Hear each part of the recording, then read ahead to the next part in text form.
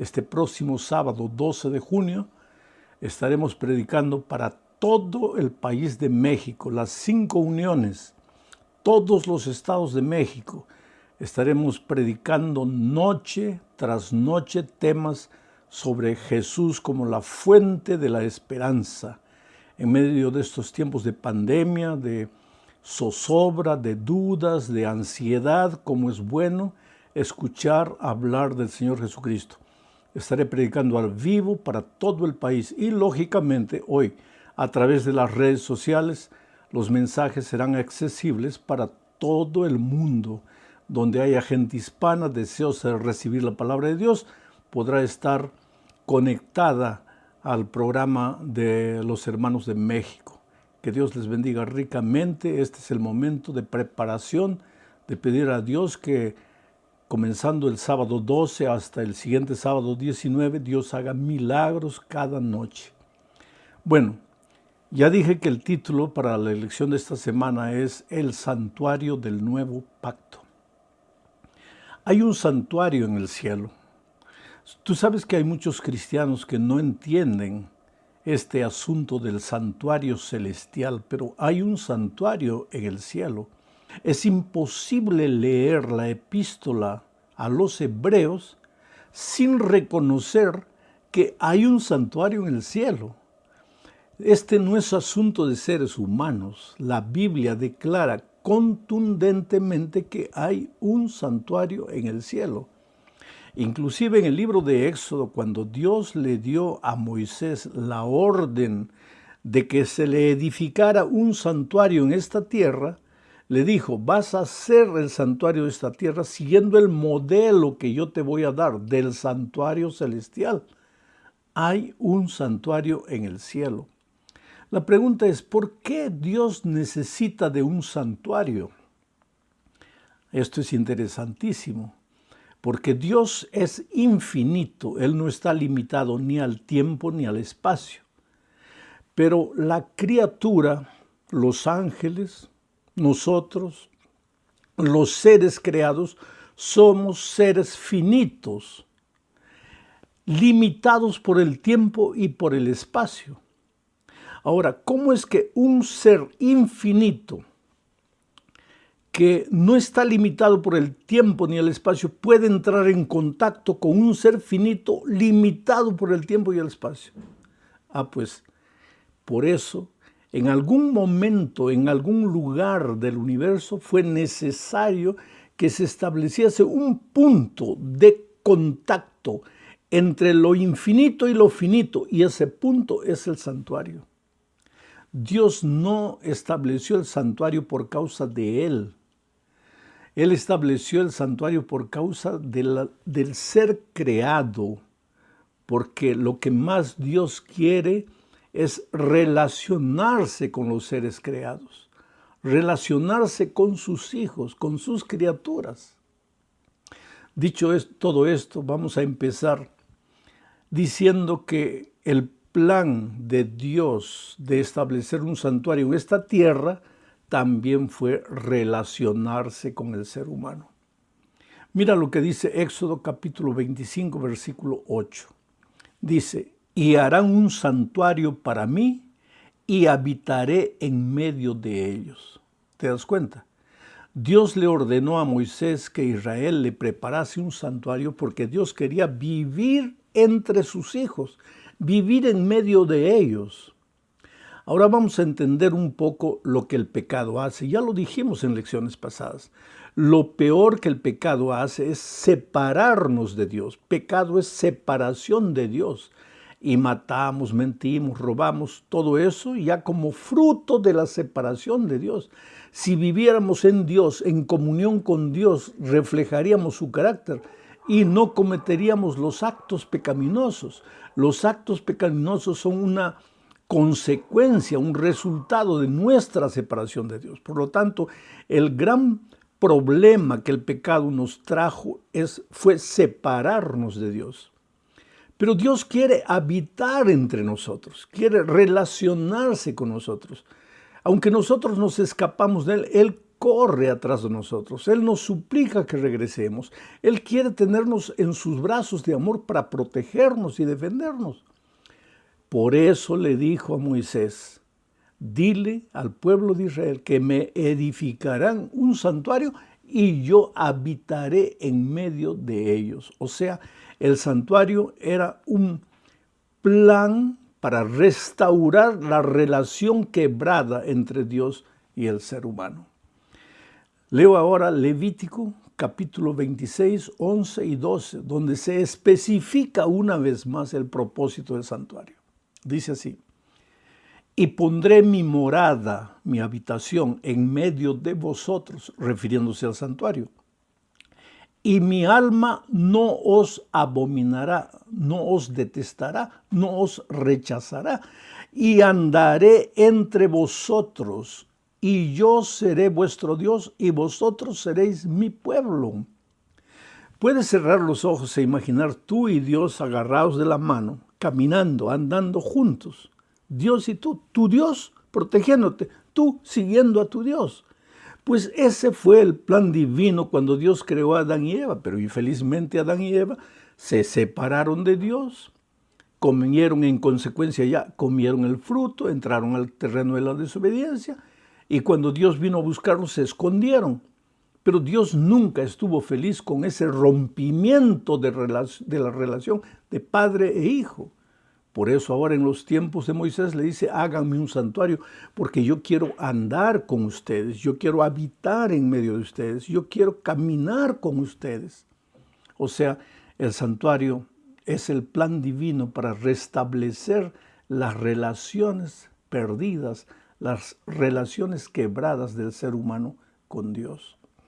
Pero ahora vamos a la segunda parte, que en nuestra lección tiene el título de pecado, sacrificio y aceptación. Para que entendamos lo que Dios quiere decirnos aquí, necesitamos leer en primer lugar Romanos capítulo 6, versículo 23. Dice así, porque la paga del pecado es la muerte, pero la dádiva de Dios es vida eterna en Cristo Jesús, Señor nuestro. La paga del pecado es la muerte. El resultado del pecado es la muerte. ¿Qué cosa es pecado? Separarnos de Dios. Y cuando tú te separas de Dios, el resultado natural es la muerte. Algunos cristianos interpretan, si tú te separas de Dios, Dios te mata. No, no es así, querido. Sino que Dios es vida, Él es la fuente de la vida. Y si tú quieres tener vida plena, vida abundante, tienes que vivir en comunión con la fuente de la vida, con la persona vida que es Dios. Si tú te separas de Dios y Dios es la vida, pues lógicamente que entras al territorio de la muerte. Vas a morir. Por eso la paga del pecado es la muerte. El resultado, la consecuencia del pecado es la muerte. Y todos hemos pecado, dice Pablo. Por lo tanto, todos estamos destituidos de la gloria de Dios. O sea, todos estamos condenados al pecado, a la muerte, porque hemos pecado. Pero ahora mira lo que dice Hebreos capítulo 9, versículo 22. Dice, y casi todo es purificado según la ley con sangre. Y sin derramamiento de sangre no se hace remisión. O sea, sin derramamiento de sangre no hay perdón, no hay restauración, no hay redención. Sin derramamiento de sangre no existe salvación, porque todo es purificado con sangre. ¿Qué tiene que ver esto con la paga del pecado? Es la muerte. Es que la muerte es el derramamiento de la sangre, porque la sangre no es solo sangre. Mira lo que dice en Levítico capítulo 17, versículo 11. Dice, porque la vida de la carne en la sangre está, y yo os la he dado para hacer expiación sobre el altar por vuestras almas. O sea, el derramamiento de la sangre es el derramamiento de la vida. ¿Y por qué el pecador tiene que derramar su vida, tiene que derramar su sangre? Porque se ha apartado de la fuente de la vida, ha entrado al territorio de la muerte. Esta muerte no es instantánea, es una muerte lenta. Desde el momento que te separas de Dios, vas muriendo lentamente. Muere tu familia, muere tus hijos en las drogas, en la promiscuidad, en la miseria de la vida. Mueren tus valores, tus principios, muere tu vida profesional, tu vida financiera. Tú te vas hundiendo, llega un momento en que no quieres vivir más, vas derramando tu sangre lentamente, vas sangrando, porque la vida es la sangre. ¿Y por qué todo esto? Porque te has separado de la fuente de la vida. Ahora, la epístola a los Hebreos, en el texto que leímos, dice que sin derramamiento de sangre no hay remisión de pecado. Quiere decir, pues si pecaste vas a tener que morir, no hay otra realidad. Te apartaste de la vida, tienes que morir. Pero Dios le dio al pueblo de Israel la orden de construir un santuario. Y en ese santuario los israelitas llevaban un corderito para ser sacrificado. ¿Por qué? Aquí está lo interesante. Aunque los israelitas llevaban ese sacrificio al santuario, mira lo que dice Hebreos 10:4. Dice, la sangre de los toros y de los machos cabríos no pueden quitar los pecados. O sea, todos los sacrificios que los israelitas hacían en el santuario, de diferentes animales, corderitos principalmente, no podían quitar los pecados. ¿Por qué? Porque eran apenas un símbolo. ¿Un símbolo de qué? Del Cordero de Dios que quita el pecado del mundo. ¿Por qué? Porque el ser humano había pecado. Tenía que morir porque la paga del pecado es la muerte. Tenía que derramar su vida, derramar su sangre. Pero el ser humano pide perdón y no quiere morir. Entonces Dios le dice, hijo, está bien, yo te perdono, pero ¿has pecado o no? Sí, Señor, he pecado. ¿Y la paga del pecado es la muerte o no? Sí, Señor, es la muerte. ¿Y tú has pecado o no? Sí, Señor. Entonces, pues si te has apartado de mí, el resultado natural que vas a recoger es la muerte. Pero Señor, yo no quiero morir. Y entonces aparece la persona maravillosa de Jesucristo. Y Jesucristo dice, está bien, tú no quieres morir, entonces yo, que soy uno con mi Padre y con el Espíritu, me voy a hacer hombre. Voy a bajar a la tierra, voy a tomar la forma humana y voy a morir. La muerte que tú mereces, yo la voy a morir. Para que tú no mueras, yo te amo. Y aunque tú por voluntad propia te has separado de mí y por voluntad propia has aceptado la muerte, has entrado al territorio de la muerte, pero ya que no quieres morir y ya que yo te amo, yo voy a ir a la tierra y voy a morir en tu lugar. Y fue eso lo que Cristo hizo, pero lo hizo en el Calvario.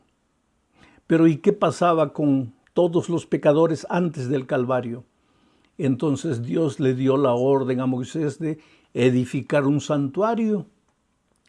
Y en ese santuario los sacerdotes de esta tierra ofrecían el sacrificio del corderito. Ahora te voy a hacer una ilustración para que entiendas. El israelita que pecaba, si quería ser perdonado de sus pecados, llevaba un corderito al altar. No era el sacerdote que sacrificaba el cordero, era el propio pecador. Pero antes de colocar el cuchillo en la garganta al pobre corderito, el pecador israelita cerraba los ojos y transfería todos sus pecados a la ovejita.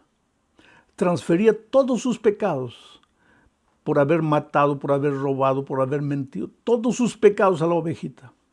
Entonces, cuando abría los ojos, ya la ovejita ahora estaba cargando todos los pecados del israelita. Entonces el israelita levantaba el cuchillo y miraba a la ovejita. La pobre ovejita lo miraba a él y él miraba a la ovejita. Y yo no sé cómo eres tú, pero yo por lo menos yo no quiero ver sangre. No me desagrada ver la sangre. Y el israelita estaba con el cuchillo en la mano. Él tenía dos caminos. O moría él porque él había pecado, o moría la ovejita como símbolo del Cordero de Dios que un día vendría a derramar su sangre en la cruz del Calvario. Él había pecado, él tenía que morir, pero no quería morir. Entonces la única manera de salvarse era que la ovejita muriese, porque la paga del pecado es la muerte. Existía pecado, tenía que haber derramamiento de sangre. Él no quería derramar su sangre, entonces la ovejita derramaba su sangre y él cortaba el cuello de la ovejita. Era un acto grotesco, pero era la única manera del israelita entender que la paga del pecado es la muerte. Oh querido, cuando Cristo murió en la cruz del Calvario, nosotros ya no necesitamos morir, porque Cristo ya murió. Ahora, qué fácil es decir para nosotros, oh Señor, gracias porque tú moriste por mí. Claro, Cristo murió por nosotros, es verdad. Pero lo que tú no sabes es que esa muerte de Cristo, porque Gálatas 1:4 dice lo siguiente, para explicarte esto de la muerte de Cristo, el cual, refiriéndose al Señor Jesucristo, dice, el cual se dio a sí mismo por nuestros pecados para librarnos del presente siglo malo, conforme a la voluntad de nuestro Padre. O sea, Jesús murió, se entregó a sí mismo como un cordero. Isaías 53 escribe de eso, como un cordero fue llevado al matadero, como una oveja muda delante de sus trasquiladores, se enmudeció, no abrió su boca y murió. ¿Quién mató a Jesús? Nosotros, porque Él murió por nuestros pecados. Si nosotros no pecáramos, Jesús no tendría que morir. Él nunca pecó, Él no cometió un pecado, Él vino a este mundo, jamás pecó, pero Él nos amaba tanto que Él derramó su vida por causa nuestra y ahora nosotros somos salvos en Cristo. Pero para que la muerte de Cristo te sirva, mira lo que dice Romanos.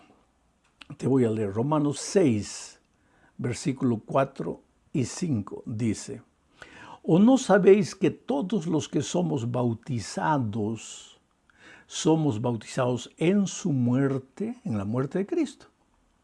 Esta pregunta es interesante. Cuando tú te bautizas, estás muriendo la muerte de Cristo. O sea, la muerte de Cristo en la cruz del Calvario solo te vale a ti si tú te bautizas. Ahora, si tú no te bautizas, la muerte de Cristo no tiene valor para ti. ¿Por qué? Pablo dice, porque cuando te bautizas, estás muriendo la muerte de Cristo. Interesante. Vamos a la cuarta parte de este estudio. El sumo sacerdote del nuevo pacto. Leo Hebreos capítulo 8, versículos 1 al 5. Dice, ahora bien, el punto principal de lo que venimos diciendo es que tenemos tal sumo sacerdote, el cual se sentó a la diestra del trono de la majestad en los cielos. Él, Jesucristo, está hablando de Jesús aquí, Él es ministro del santuario y de aquel verdadero tabernáculo que levantó el Señor y no el hombre. Está hablando del santuario celestial.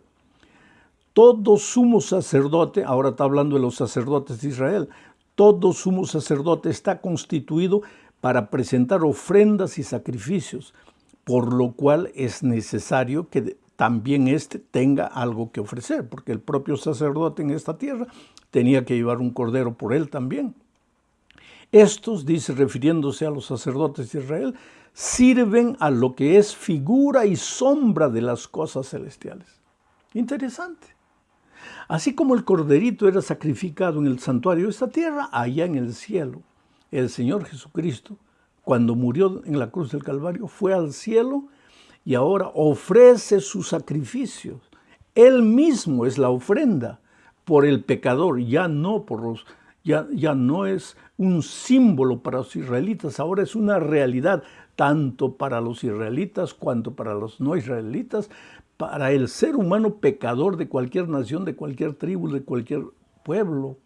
Solo basta ser pecador, arrepentirse. En el momento que tú te arrepientes y te bautizas, entonces tus pecados son transferidos al Señor Jesucristo y el Señor Jesucristo muere en la cruz del Calvario por tus pecados y ahora tú estás libre. Y ahora el Señor Jesucristo en el santuario celestial ministra en tu favor. Y eso es lo que vamos a ver en la última parte de la lección de esta semana, cuando hablemos del ministerio celestial. Hebreos 9, 24 dice, porque no entró Cristo en el santuario hecho de mano, figura del verdadero, sino en el cielo mismo, para presentarse ahora por nosotros ante Dios. ¿Qué esperanza nos trae este versículo? Los sacerdotes entraban cada año aquí en el santuario celestial, pero Cristo se presentó una sola vez ante su Padre para interceder en nuestro favor, para decirle al Padre: Señor, los seres humanos pecaron, todos pecaron y todos merecen morir, pero ese y ese me aceptaron como su sacrificio. Me confesaron sus pecados, se bautizaron y por lo tanto mi muerte ahora sustituye la muerte